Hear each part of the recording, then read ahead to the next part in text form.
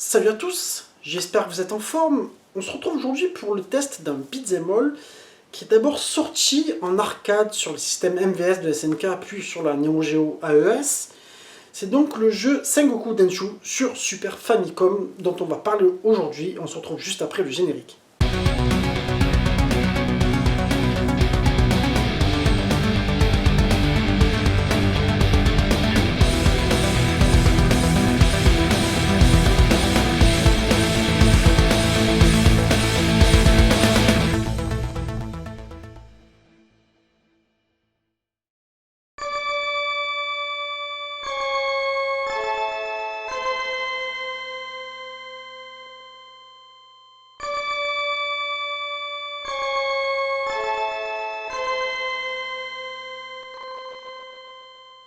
Donc, comme je le disais dans l'introduction, il est d'abord sorti en 1991 sur le système MVS et sur la console AES.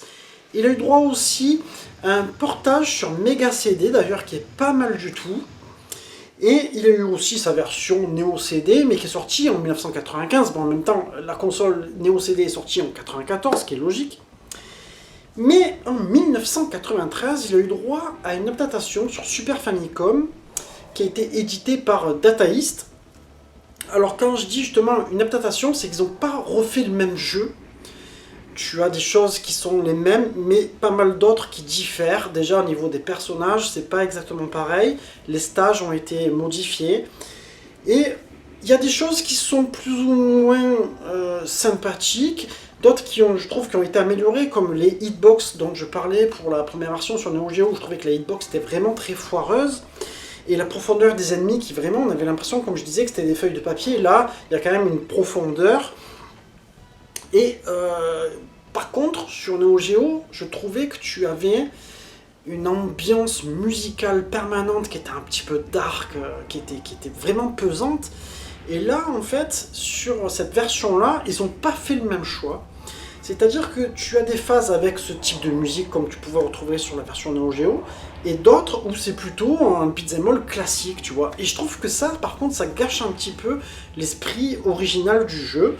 Alors, est-ce qu'ils ont voulu faire ça pour que ce soit un petit peu plus accessible parce que c'était la Super Nintendo? Je sais pas, il devait y avoir certains choix, en fait, qui ont été pris. Mais, franchement, dans l'ensemble, le jeu reste vraiment très sympa. Alors, ce que je te proposais, c'est de passer directement au test. Pour les graphismes, je trouve qu'ils sont plutôt jolis. Voilà. C'est pas ouf, mais c'est plutôt joli. Bon, on peut pas vraiment comparer à la version Neo Geo non plus, c'est pas le même système. Après, ce que je trouve qui est un petit peu dommage, c'est dans l'originalité de certains décors. Et à un moment donné, si tu veux, ça se répète un peu, quoi. C'est-à-dire que tu sais, tu as ces téléportations qui se font, et tu te retrouves dans des stages où le décor se répète beaucoup, en fait. Et ça, je trouve ça un peu moyen par moment, et surtout les phases sont pas très longues en fait, c'est-à-dire que tu es vite téléporté, donc ce qui fait que t'as pas un stage comme tu jouerais dans un Street of Rage, j'ai vraiment une continuité avec pas mal de nouveaux décors. Bon, après c'est un choix peut-être artistique. Moi je te dirais que pour une version Super Famicom, j'y mettrais 16 sur 20, voilà, je pense que c'est bien. Peut-être qu'on peut, voilà, vous me direz vous dans les commentaires, peut-être qu'on peut être sur du 17, je sais pas exactement, mais je trouve que 16 ça lui va bien. Pour l'animation, alors, dans l'ensemble, le jeu est quand même assez fluide. Tu sens qu'ils ont essayé de conserver quelques effets, tu sais, qu'il y avait sur la Neo Geo, où tu voyais le personnage qui arrivait comme ça de face, mais là, c'est pas, ils n'arrivent pas totalement à le refaire. Alors, c'est pas raté, mais tu vois qu'à un moment donné, sur Neo Geo, c'est très progressif. Là, à un moment donné, si tu veux, il y a un truc qui fait que ça zappe, et hop, ton personnage, il arrive devant.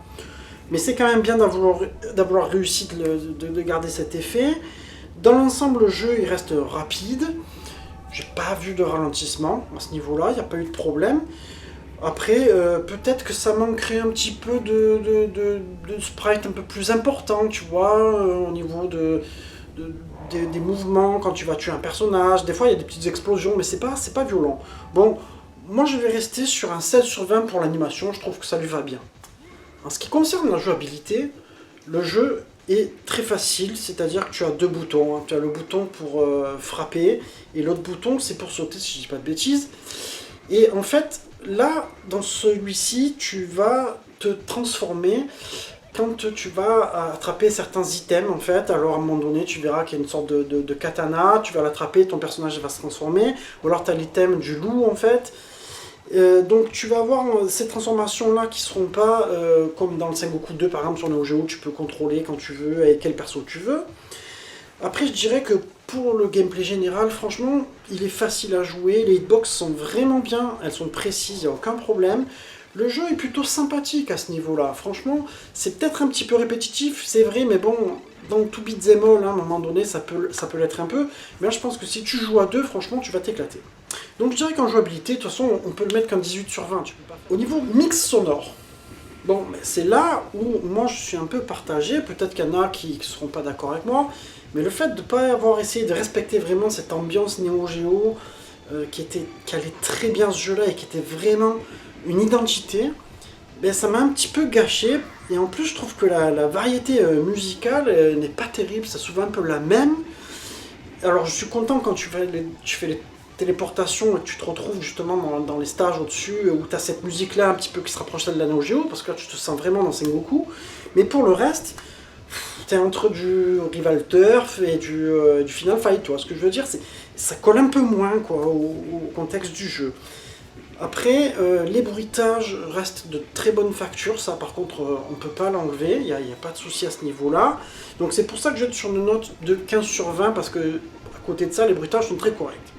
En ce qui concerne la durée de vie, alors pour le finir, moi je vais t'expliquer un truc, parce que je l'ai fait d'un trait, mais j'ai voulu le faire en easy, parce que j'étais pas trop chaud, tu vois, je me sentais pas de trop combattre, tu vois, genre je me sentais pas de lutter. Donc je l'ai fini en 45 minutes, et à la fin, j'ai eu un écran qui te dit Next Level. Alors, je sais pas si justement il manquait pas un. J'ai fait 5 stages, je sais pas s'il n'y en a pas 6 en fait, et il faut que tu le fais quand tu vas être en mode normal. Donc ça voudrait dire que le jeu, si tu veux vraiment le faire entier, il va durer plus de 45 minutes, il va faire presque 1 heure. Alors, il y en a qui vont dire bah, c'est cool, comme ça il est plus long. Et moi je te dirais 45 minutes c'est déjà suffisant pour un beat'em all en fait, parce qu'après quand c'est trop long, ça peut être un peu gonflant, tu vois, c'est le problème quoi, il faut bien doser à ce niveau-là. Bon, du coup moi je dirais que on peut y mettre quand même un 16 sur 20 sur cette durée de vie, parce que c'est un jeu que tu auras envie de refaire avec. Donc en verdict, je vais arriver sur une note moyenne de 16 sur 20.